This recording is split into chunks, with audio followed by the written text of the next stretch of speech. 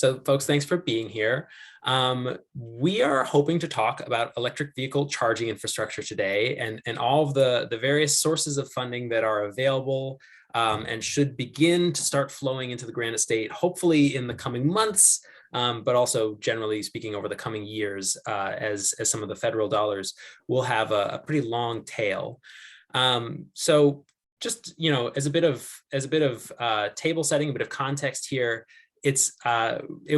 for those who do not know, transportation is by far the single largest source of greenhouse gas emissions in New Hampshire.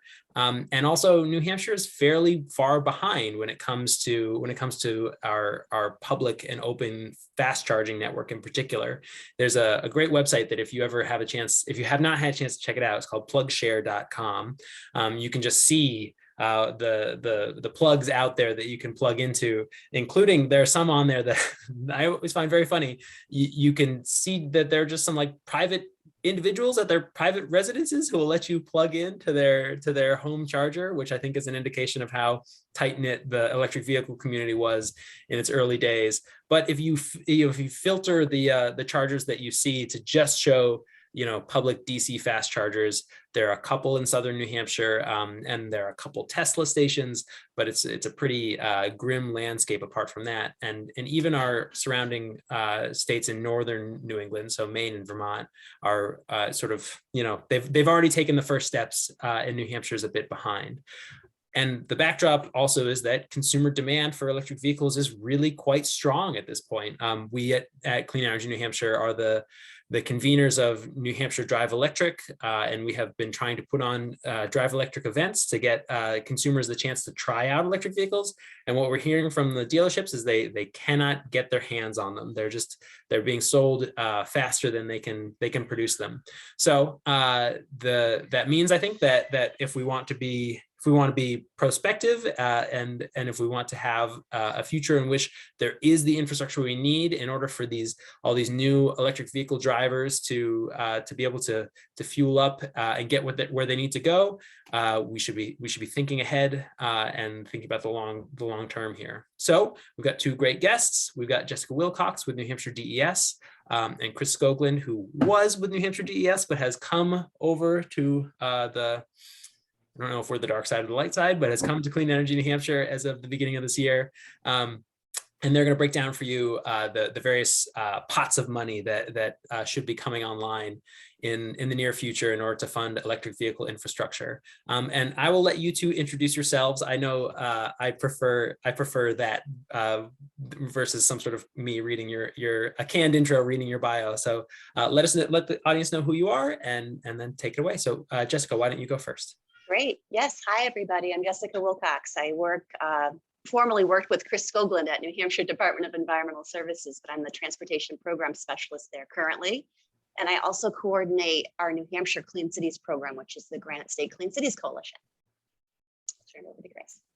All right, Jessica, it's great to see you again. So I'm Chris Skoglund. I worked with New Hampshire DES for almost 15 years. And the first of this year, I joined Clean Energy New Hampshire as the Director of Energy Transition. Throughout my time, I've been working very broadly in climate and clean energy to transition to a clean energy, low carbon economy.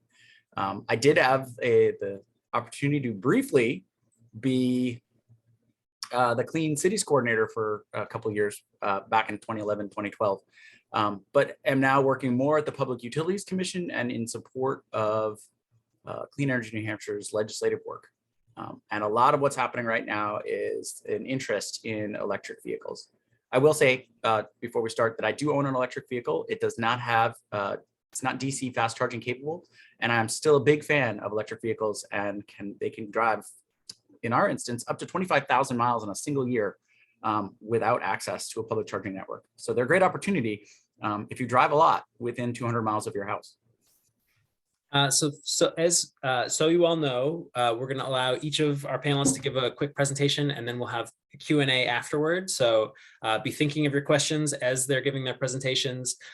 You can pop your questions into the chat or into the Q&A box. And also, I believe If you raise your hand, I can click this allow to talk button.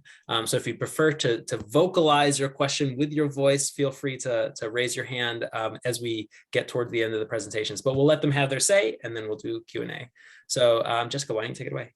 Great. I do have some slides that I'll go ahead and share with everybody. And hopefully my presentation is quick. There's just so much going on right now. I know why Sam invited us here to talk, because of all the exciting investments that are happening in EVs and EV charging infrastructure. So, you know, I do a lot of conversations with town and city folks, energy committees, and our stakeholders of the Granite State Clean Cities Coalition, which tend to be fleets, businesses, schools, towns and cities, as I mentioned. And, you know, talk a lot about what types of opportunities currently exist for EVs and EV charging. And we now have what I see as a historic opportunity through the Bipartisan Infrastructure Law, or the BIL, that's really coming to our fingertips here and giving us this opportunity to really implement and pave the way for electric vehicles. As I mentioned, Jessica Wilcox, I work at New Hampshire DES, and I coordinate the Granite State Clean Cities Coalition. Really, that focuses on reducing petroleum use in transportation. So electric vehicles happen to be one of those solutions to reducing our use of gasoline and diesel. And I want to dig into first the initial funding that the state got, that we've been really focusing towards expanding electric vehicle access in our state. And that is the Volkswagen settlement funds, or the Volkswagen trust funds that have come about. Now, a little bit of background on this. Initially, the state received approximately 31 million from the Volkswagen settlement, and the governor did dedicate 15% of that funding towards electric vehicle charging infrastructure, or EVSE. A little bit of overview here. As I'm going through the presentation, you may hear me refer to EVs, or electric vehicles, as EVs, and EV charging as EVSE. So a little bit of a clarification on that. So this funding that has come to the state for EV charging, the New Hampshire Department of Environmental Services, where I'm housed, became the lead agency for that funding this past year, and released in September a big bucket of funding, approximately $3 million, for corridor charging. So this is for direct current fast charging along several of New Hampshire's corridors. If you want to read more about it, there is the documentation still exists on the webpage. Here's the link.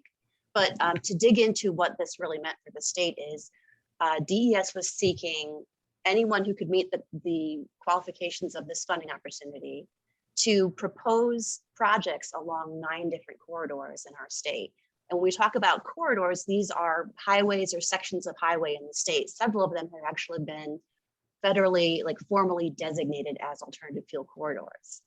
So 9 of these corridors were selected for this particular funding opportunity. And what we were seeking is at least 2 direct current fast charging stations at one site on one of these corridors, and co-located level 2 charging. So the potential for, or the existence of level 2 charging as well. This is because a lot of the EVs on the road still currently can't accommodate fast charging. All the new EVs that are being made are being equipped to accommodate fast charging and to handle that direct current load, but the older EVs may not be able to. And so level 2 are still a requirement for the existing electric vehicles on the road. And additionally, the minimum kilowatt spec was at least 50 kilowatts for DC fast charging. This was the minimum output from those fast chargers. So this funding opportunity just closed on the 25th, and stay tuned for more information about that. But this is kind of our initial stab at creating a backbone of charging across the state of New Hampshire. These sites would have at least 2 charging stations capable of accommodating this universally accessible access to charging for electric vehicles that are out there, and would be helping to kind of build out this charging along our most popular routes through the state: I-93, I-89, Route 16, Route 101. So really kind of creating this spine here for New Hampshire. Then comes along the Bipartisan Infrastructure Law, which a lot of people still call the IIJA. So this funding is like a huge plug, pun intended. I use a lot of these plugs for New Hampshire. So let's talk about this funding here. basically the BIL has a goal of 50% EV sales by 2030. So this is all that's coming in behind it, is to meet this goal. This EV action plan has been informed by public and stakeholder input. So there's a big push to make sure that voices are heard and that there's experts out there, right? We want to hear from them to inform the development of guidance for this BIL. Federal Highways actually released an RFI, which closed in January, inviting this input towards the development of guidance for charging. So basically with this target, we want to create this nationwide EV charging network. And there's going to be guidance and standards coming. It's going to have a focus initially on these corridors. So great news, New Hampshire's already focused on corridors. And there's this care component. I'm calling it care because what I've noticed consistently is that the standards that are out there right now are that it's convenient, there's the C, reliable, affordable, and equitable. These are going to be like the overarching components guiding this network. There's the establishment of a joint office between the Department of Energy, that's the US Department of Energy, and the Department of Transportation. This is like tech support towards this charging network. And they're also focused on electric school bus and transit bus deployment. There's a goal that it's built in America by America. So a lot of efforts to create a domestic battery supply, both manufacturing and materials, reuse and recycling options, and also to look at battery storage, not just at federal sites, which is what the initial action plan guidance said, but if you read the guidance for the National Electric Vehicle Infrastructure Program, it's looking at battery storage at those sites to kind of offset, demand on the grid and drive down prices. And looking at these EV batteries or EV chargers, let's talk about this National Electric Vehicle Infrastructure Program a little bit. So this is a component within that larger BIL, the Bipartisan Infrastructure Law. This alone has a goal of 500,000 EV chargers by 2030. So currently we're looking at about 100,000 plus plugs across the nation. That could mean not necessarily 100,000 station locations, but we have 100,000 plugs out there. So the BIL is going to invest a total of 7.5 billion into expanding this to 500,000 EV chargers, whether that's plugs or actual locations to be determined. So the BIL is going to invest a total of $7.5 billion to the build out of this nationwide network. And then that kind of gets broken down a little bit into two other components. The 5 billion formula funding, which the state is going to get $1 billion of that is going to be kind of doled out each year for 5 years. And New Hampshire is going to be getting a total of 17 million of that to put towards this corridor charging plan. In year one, we're looking at about 2.5 million of that funding to come to the state. And there's an overarching 80% federal cost share and 20% private cost share that's going to be part of this funding and how it's going to be disseminated. So this is really about building public-private partnerships, right, between the state and potential grantees. An additional 2.5 billion is also going to be dedicated to corridor and community charging. So also looking beyond the initial fleshing out of a nationwide corridor establishment to opportunities for communities to get in on this. I want to just also add that there is a big push for rural charging built into this, and also for access for EV charging for disadvantaged communities. So another big push on equity.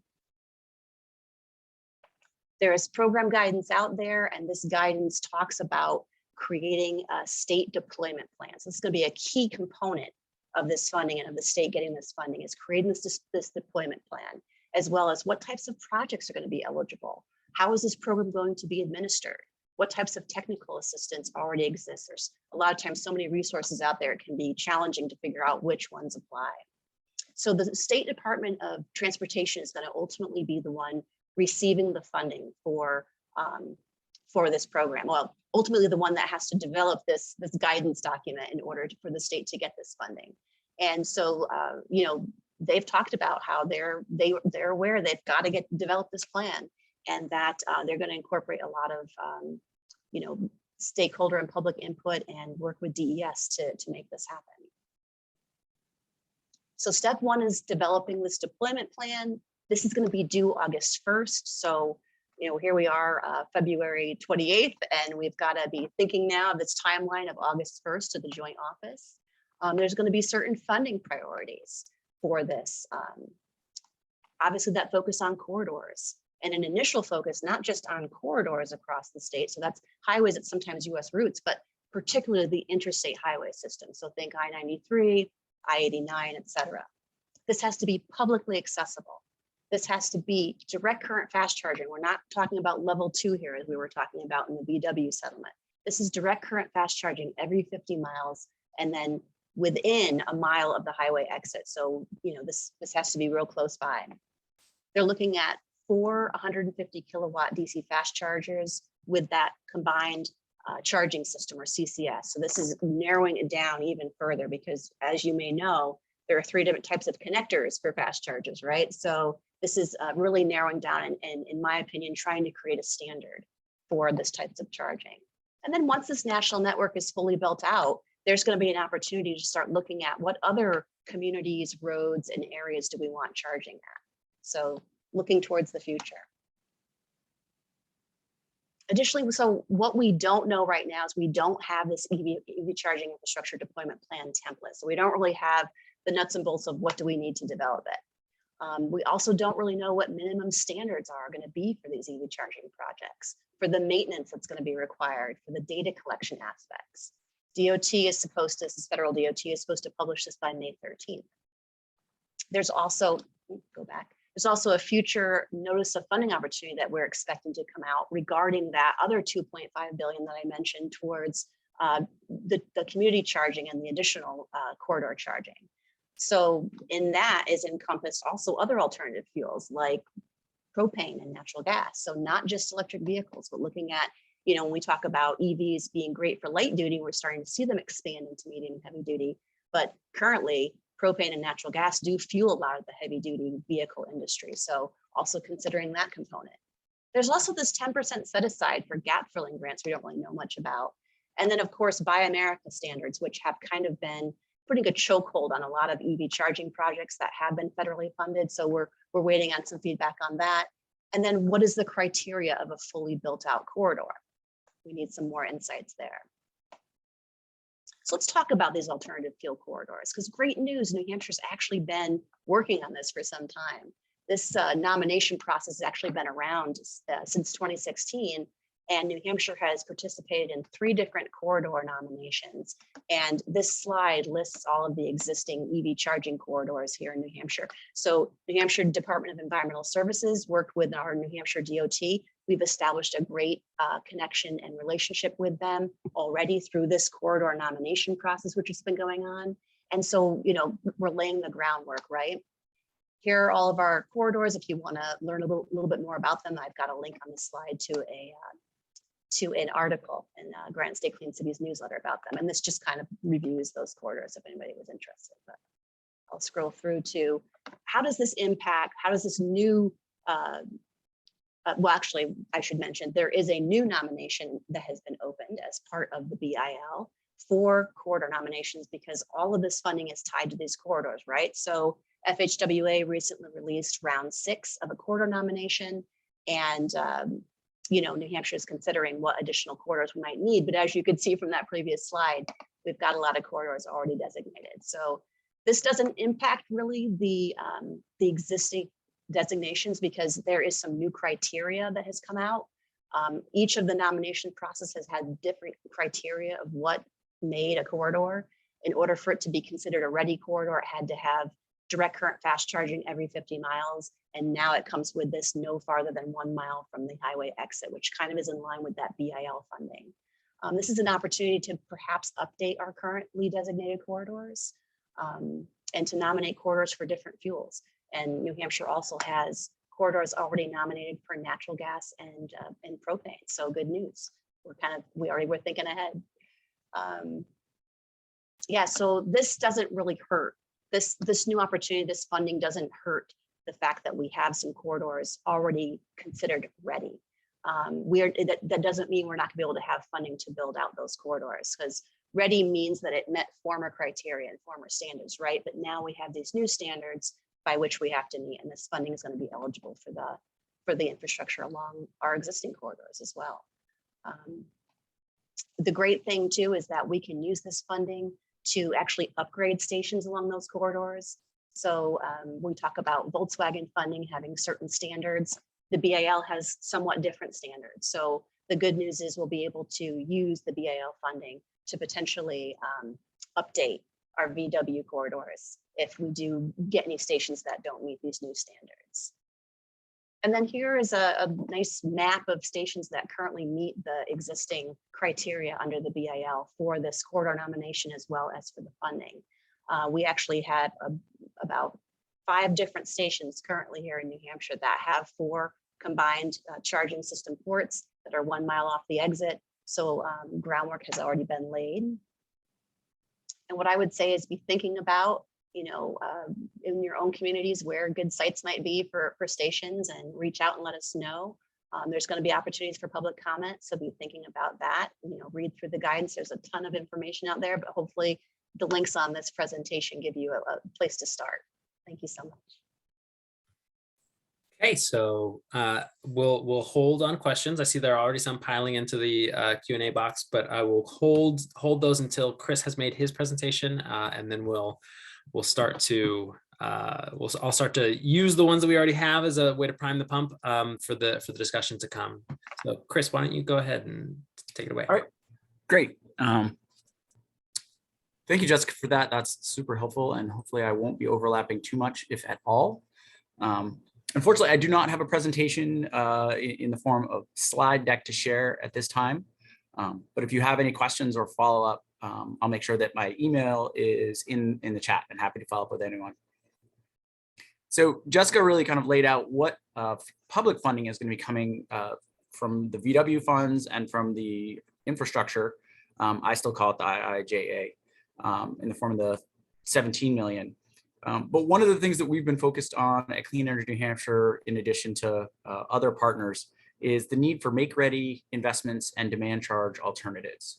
And we see this being really important to kind of support the economic development angle and the low-income elements of charging that Jessica mentioned.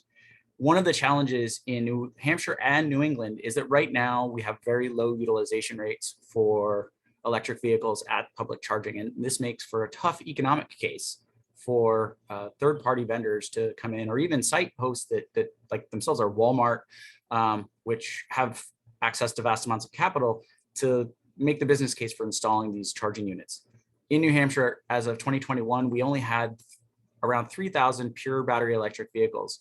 There was an additional 1,300 to 1,500 plug-in hybrid electric vehicles.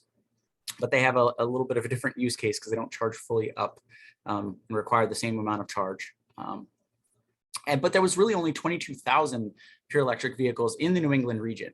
Certainly more if you add in Quebec and the other surrounding states that might have tourists that come to the New Hampshire, but it's still relatively low considering that there's 1.3 million vehicles registered in the state of New Hampshire across all classes. And so it's a relatively small number. And so installing a station presents economic challenges because we wouldn't necessarily see a lot of charging to recover the costs for installation, operation, and maintenance of the facility. However, we are looking at seeing a growth in EVs across New England of approximately 50 times current levels by 2030. And these may be conservative estimates just based on kind of current demand, and we're projecting things forward based on some assumptions that may not turn out to be true, especially as EVs come down in price and as drivers become more familiar with them and recognize that they're not just, that they're in fact a better quality product, not just an alternative to internal combustion engines. So while we don't have a lot of electric vehicles, we do need that EV charging network to be built out in advance to make sure that it's ready when the vehicles arrive, either within the state or when it's the tourism that already comes to the state. But the state funding that Jessica's laid out is really insufficient to place DC fast charging stations at every 50 miles, even on the numbered highways that are part of that EV corridor, especially if we're looking to put multiple DC fast charging with multiple plugs at each of those locations. So private investment is critical.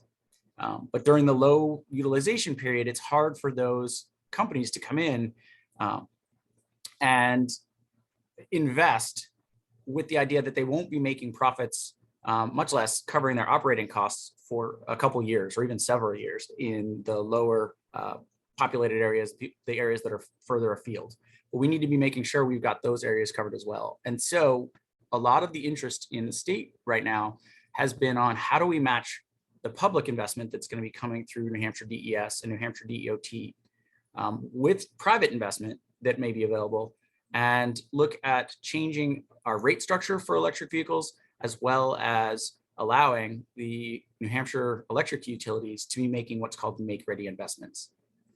And the reason why these are important is that for the rate structure, we're typically familiar, especially as homeowners and businesses, with having volumetric rates where electricity costs the same all hours of the day, and what we pay for 1 kilowatt is the cost. So as our consumption goes up, it's only determined by a per unit cost of consumption. However, for higher electricity uses, the utilities and the electric system have relied on what are called demand charges. And these are intended to recover the costs of very high electrical demand for specific applications. And it tends to be for those applications where there's not a lot of variable use. And that way the demand charges can be spread across many, over a lot of kilowatt hours consumed by a user. However, for electric vehicles and charging at low utilization levels, the demand charges represent a disproportionate amount of the cost that the charging operator, the charging site host, may need to absorb. And it can represent as much as 90% of the costs at low utilization levels, when there's just a few cars that might be visiting a day or even a week. They could trigger a demand charge, which can be very high, and it then has that cost that either needs to be absorbed by the site host or passed on to the vehicles that are utilization periods. It's very hard to try to pass on that cost to consumers, because if it's too high, they just won't visit those charging locations, or they may find that owning electric vehicles that they can't afford to charge at the public charging stations around the region may make it so that those vehicles are not economic for them to adopt. Demand charges in at least one case have been found to be so high in the town of Derry that they actually disconnected their chargers. They found that even though it was in downtown and they were getting some vehicles that were visiting their town library, and included a mix of just level 2 chargers and level 2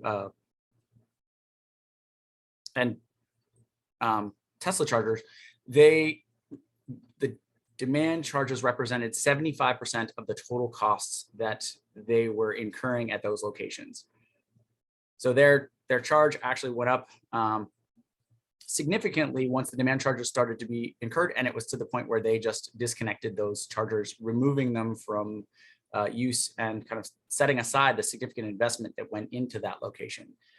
Without demand charges, or with demand charges in place, they just couldn't make the numbers work.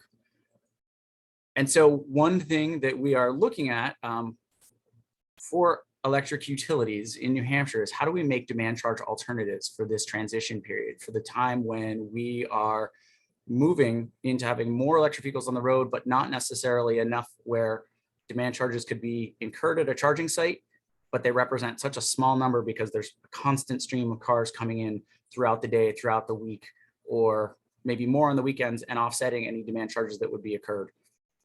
Until that period of higher EV adoption occurs, there are proposals that are before the PUC that would either reduce demand charges by up to 50%, so significantly cutting the impact of those demand charges, and rolling some of the costs into the volumetric rates, so that the electric vehicle site operators have a better sense of what the costs are when they're putting together a proposal to open a site. However, for Eversource, they're actually looking at getting rid of demand charges altogether and having a slightly higher volumetric rate, but that would keep the costs for electric vehicle charging lower during this transition period. And so there's a number of proposals that were just actually filed on Friday related to that in the Public Utilities Docket 21-078. One of the other things, and I recognize a slide deck would make some of what I've just explained a little bit clearer. But the other side of the coin is make-ready investments. While the charging companies that would bring in this third-party charging infrastructure and bring it in as their business model could be benefiting from the investments that are coming from DOT and New Hampshire DES. There's also a desire or an interest in looking at what's called make-ready investments. And this is where the utilities actually provide a third pot of funds. And they would be making investments, really what's behind the meter, to cover the costs of upgrades to local transformers and local electrical infrastructure to make sure that the amount of power that is needed for a charging station can be met. And so there's looking for these companies to be able to see the utilities come in, make the necessary investments behind the meter so that they then can install their charging stations and get additional funds for that site work that might be needed from the public funds. And so this balance of the three funds together can help overcome some of the cost concerns that arise from not having many vehicles on the road. If you're not going to be making a lot of profit for a couple of years, and you might have to absorb some of that, those costs before you can really pass it on to the consumers, by the utilities coming in and being able to incur some of the costs, and by the public funds coming in, there's less private investment that needs to be provided. And so this is an essential part of this transition, and making sure that we have an electric public charging network built out. In the Unitil docket, which a settlement agreement was just submitted to the PUC, and there will be a hearing this week on Thursday, there was actually $2.36 million that were proposed by parties that agreed to the settlement, and it was largely a unanimous settlement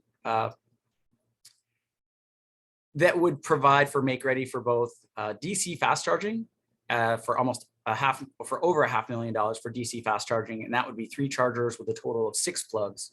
But then there would be an additional $1.5 million for level 2 charging sites, and then an additional $250,000 for level 2 charging sites that were pole mounted, so they were installed on existing electrical poles where there was already the wiring in place. And so this is what was approved in the settlement by Unitil, Clean Energy New Hampshire, CLF, ChargePoint, as well as the New Hampshire Department of Energy. In comparison, Eversource just has its own docket, which would have a demand charge alternative proposed that I described, as well as make-ready investments proposed. Despite Eversource being nearly 1,200% larger service territory than Unitil, their make-ready proposal is just $2 million. So in the testimony that was submitted on Friday by a number of parties, there was a question of whether the Eversource make-ready investment is sufficiently sized, given what is thought to be appropriate for the Unitil region, given the fact that Eversource occupies a much larger area, and to be specific, Eversource territory covers 211 towns, 5,600 square miles, where Unitil covers 31 municipalities and 400 square miles. And given just the size of Eversource and the fact that it reaches into more rural areas where we've got that economic development piece, the equity piece that Jessica talked about, should Eversource not be allowed to conduct make-ready investments in those areas to make sure that we have a build out of the public charging network that's of the same scale in Unitil, but over a much larger area. So rather than go into any more details, I'll pause there and we can turn it back to Sam.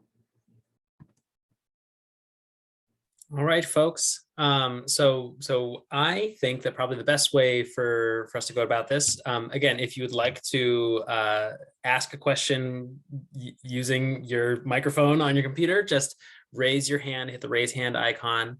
But fortunately, we've got a couple of questions that have already trickled in through the Q&A. And so I will just read some of these myself, and we can use those to prime the pump and get everyone's thoughts moving. And in particular, we have two about the 80-20 match. And where is New Hampshire's portion of the 80-20 match likely to come from? And I know, Jessica, you probably we're probably a ways from knowing the answer to that question for sure, but I'll put it to you. Sure. Well, the guidance says this can come from state or private funds.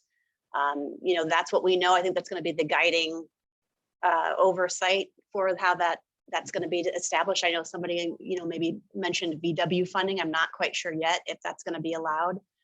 There's details like that need to be worked out, but and to be clear, there's money left over in the Volkswagen Mitigation Trust Fund. Yeah, so the state received 4.6 million from the total 31 million that we had from the VW settlement.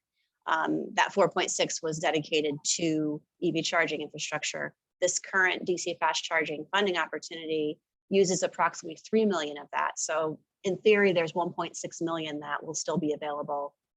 And how that is spent, you know, to be determined as well. But, you know, it's there. So good news. And this might be a question that is better for someone who knows DOT's funding structure a little better than myself, but maybe you know the answer. In terms of, you know, can we use toll money for that?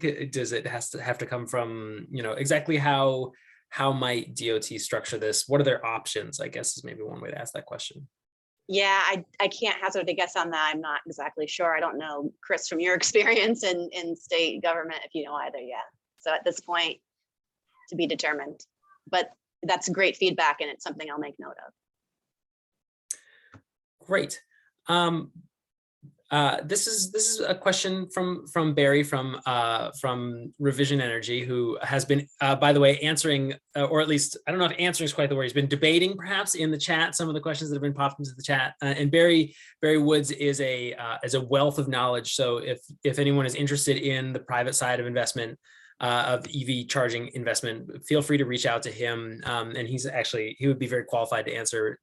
He'd be very qualified to be a panelist on this call as well. But how does Eversource justify its make-ready proposal?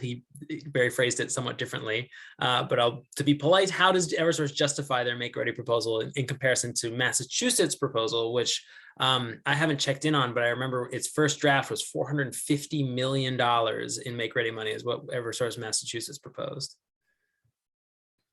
I guess I can go with that. I'm a little more familiar with it. I think some of it has to do with the fact that, honestly, New Hampshire is behind all of New England in that we do not have any climate targets, and especially we do not have any binding climate targets. And that really influences the direction of policy and investments that are made within the other New England states, and especially Massachusetts, because their Global Warming Solutions Act was passed in 2008. I think they were 1 year ahead of Connecticut. And then they had a determination of where it was made just a couple years ago. So they've been committing again and again to pursuing climate change mitigation and therefore clean energy. And they see these investments as being very much a part of what's on the books and what they must achieve. They were actually sued for not pursuing these goals and achieving these goals.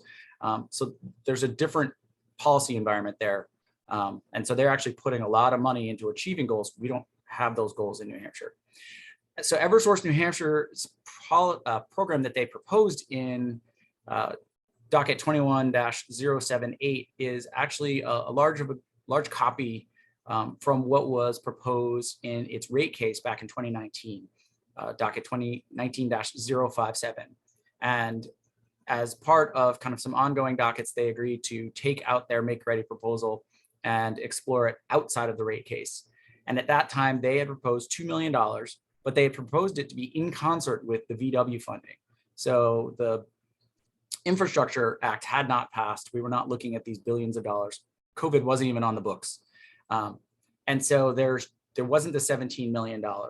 And in the existing language that was proposed in 21-078, they proposed $2 million that would largely be matched by $2 million from the VW RFP. So they would be co-locating their investments where funding from the VW RFP for the DC fast charging was occurring. And so they were limited in that scope. As we've also seen, the New Hampshire PUC is a little bit cautious about making investments in new areas. And so I think that's where we're going to see in the new docket, or not the new docket, but 21-078, at least ChargePoint and Clean Energy New Hampshire have suggested, but recommended that the Make Ready investments not just be limited to the VW funds, and that $2 million is insufficient given the land area that they cover.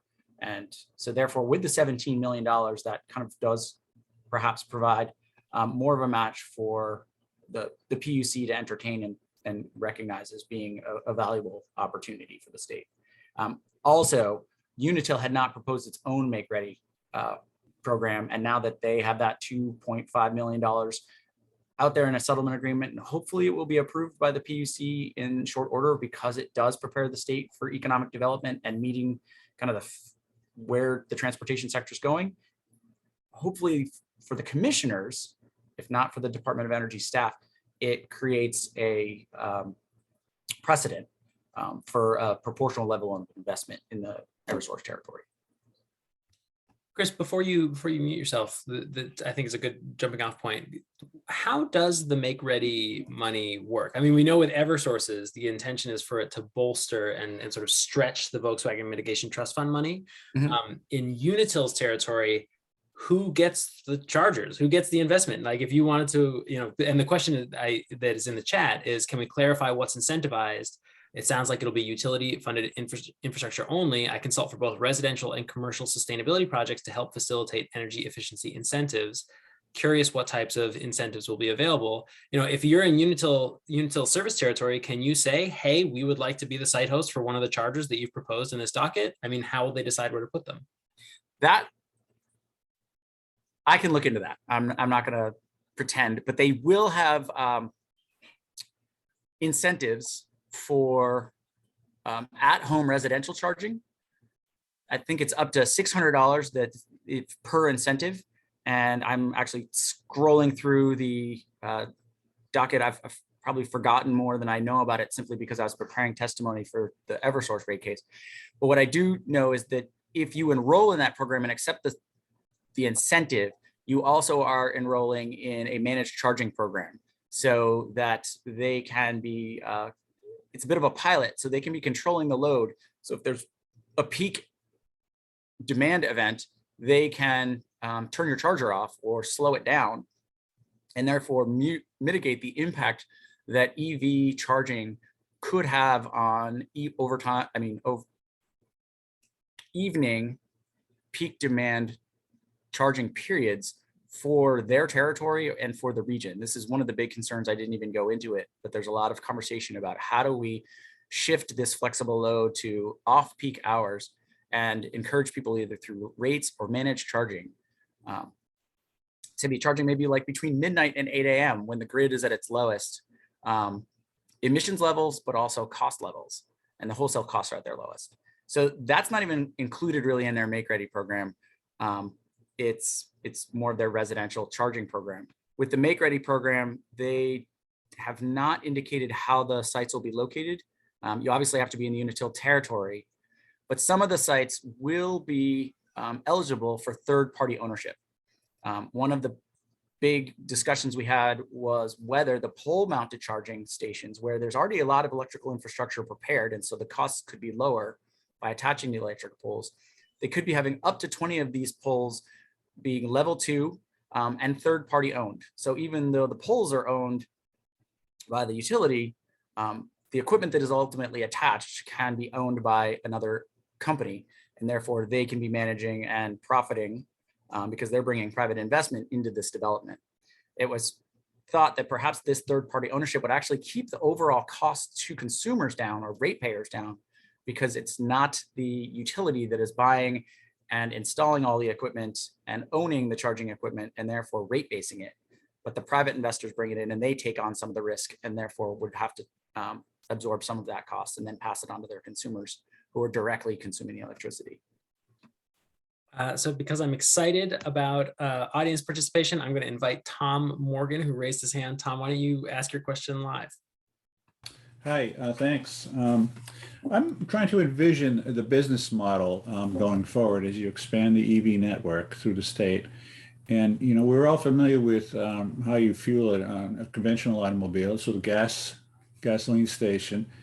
And they're of course ubiquitous, but they're all privately owned and privately managed.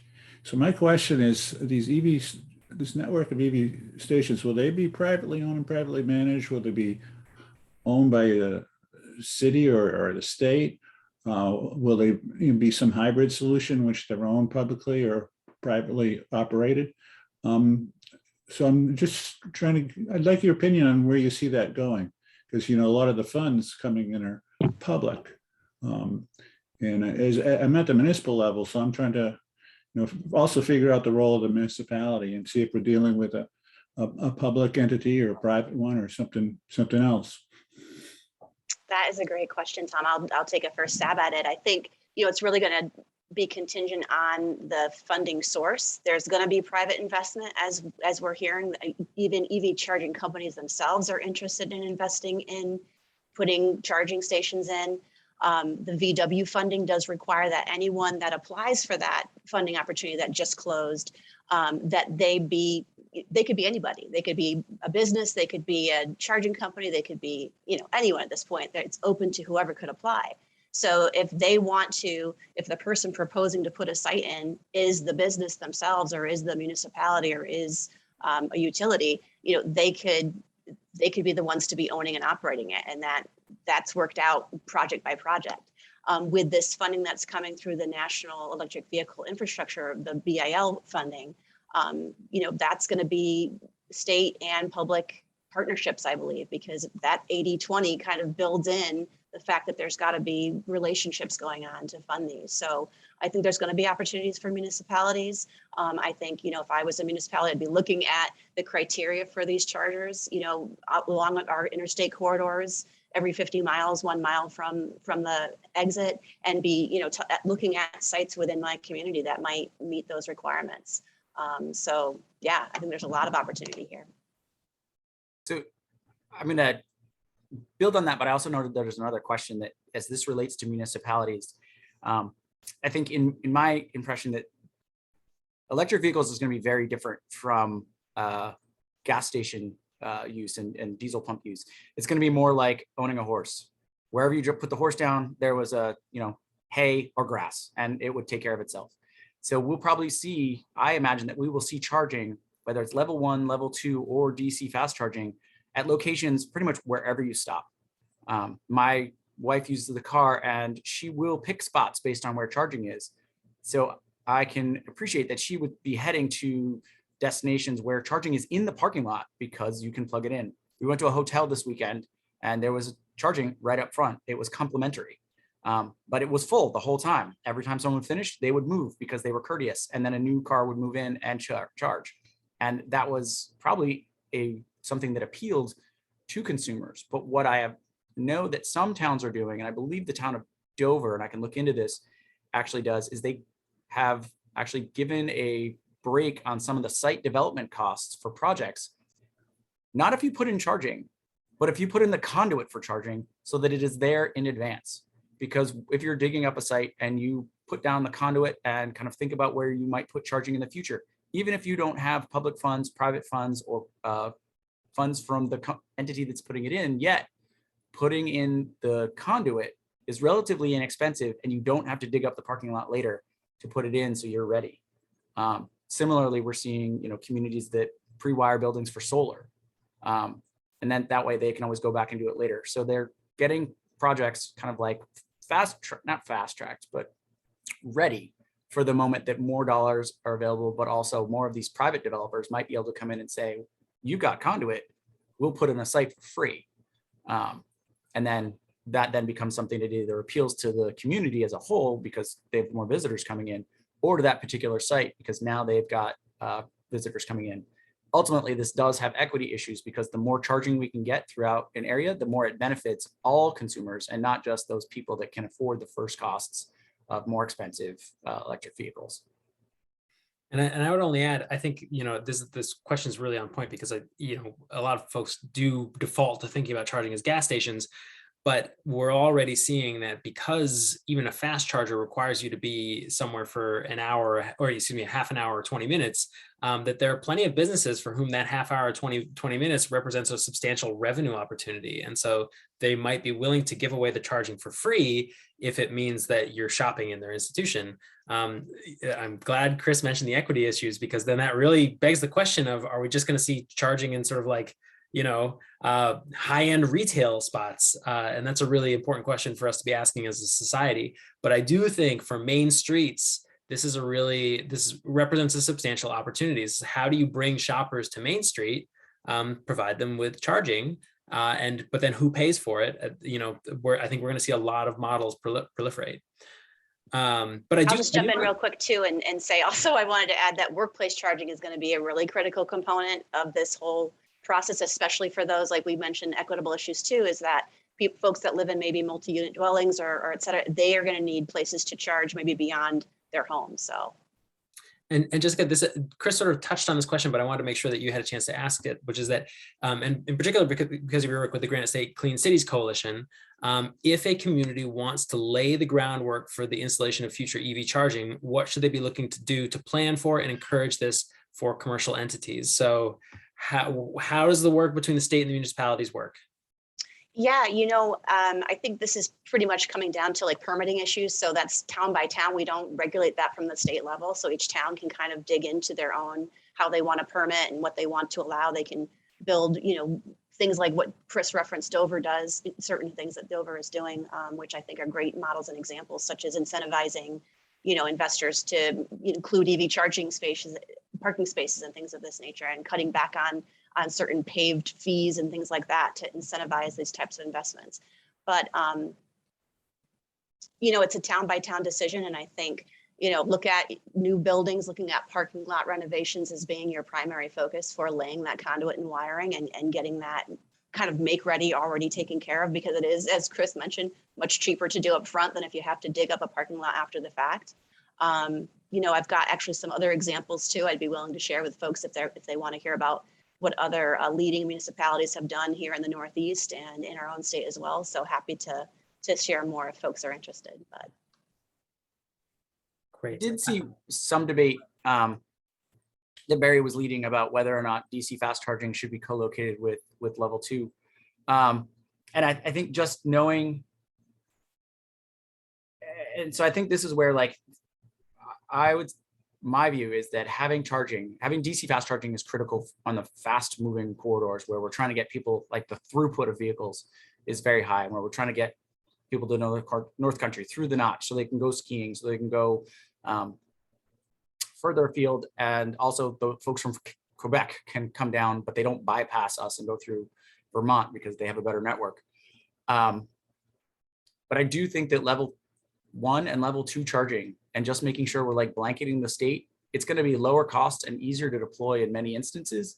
And even though it seems slower, most of the time we aren't traveling. Most charging is already done 80% at home.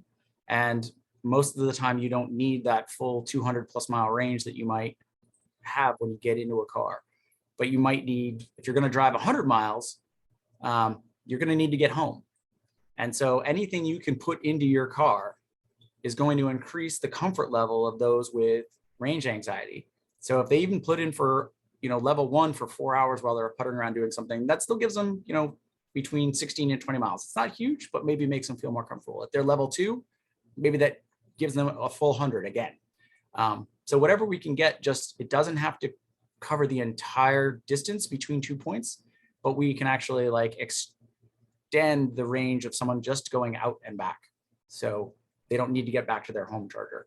And the more we can blanket communities with lower upfront investments, even if it's just trickling in electricity wherever they go, and they're able to plug in, just keeps them out on the road longer, able to do those things that they need to address. And I think that really also gets to the equity piece as well, because DC fast charging may incur higher costs per kilowatt hour of charge, just because people are paying for that convenience, where a level 1 charger and a level 2 charger having lower upfront investment may have a lower volumetric rate. Or if you're using a level 1 charger, someone might not even like bill you just because it's such a low benefit. But it might make all the difference for those people that don't pay for level 3 charging optionality in their vehicle, especially in the early years when it is a premium price. It was $7,000 to have it added to my car, so we passed on it. So this is, we have 3 minutes left. And so this is perhaps at risk of taking a very, heavy question right here at the end. But, and I think I'll take a stab at trying to answer it a little bit, but how can the state help the uptake of EVs among lower income Granite staters? And it is certainly the case that a lot of this DC fast charging is about tourism, and it's about visitors, it's about people passing through on road trips. And my first stab at answering this question is we just became EV owners for the first time. I bought a used Leaf. It was less than 10 grand. I'm at my in-laws right now. It was 50 miles and it was right at the edge of what that car could do in the winter to get from home to my in-laws house. We had the heat off the whole time. So as used cars come online, it is in fact going to become affordable, and charging at home, level 1 charging, that Leaf doesn't take a whole lot to charge it back up, and it trickle charged and it's a full battery again for me to get home again today. So, but other thoughts about low income, what can the state do in terms of making sure that this is accessible to all folks? Like I said, I think this is going to be public-private partnerships working together to try to expand access for everyone. I think the workplace charging is going to be critical. I think with the NEVI funding, this is a huge investment in charging to offset, right, those huge upfront costs, because we know that when it comes to direct current fast charging in particular, it's an expensive investment. So I think, utilizing all of the funding buckets that we have to make these installations and make the business case affordable for folks, so that cost isn't being passed on to the user on the other end, I think it's going to be critical. I think it's just going to be strategic investments, and really we all want to be able to, have access to getting around and moving around our beautiful state and inviting residents and visitors to tour around. So it's going to just be thoughtful investment, I think. So I'll close. I just threw it in the chat in case people jumped off before I ran out of time. But I think ensuring that the building and fire community are fully comfortable with this new technology being plugged into buildings, regardless of the size of the charging. I mean, I have a 6-gauge wire running through my house and a different sort of equipment, and making sure that electrical inspectors and electricians and fire marshals or fire chiefs are all comfortable with this, so that as we are integrating this into residential and commercial buildings, we don't have disagreements that result in the stalling of charging infrastructure being placed in a community or a region because there's a story that's misinterpreted and shared incorrectly.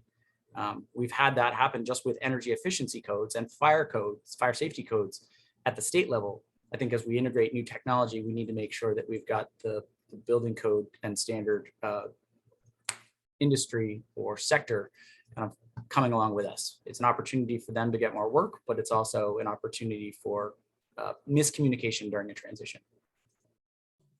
All right, folks, we'll leave it there. Please do follow up if you have additional questions, or if your question did not get answered. We're happy to take them all offline.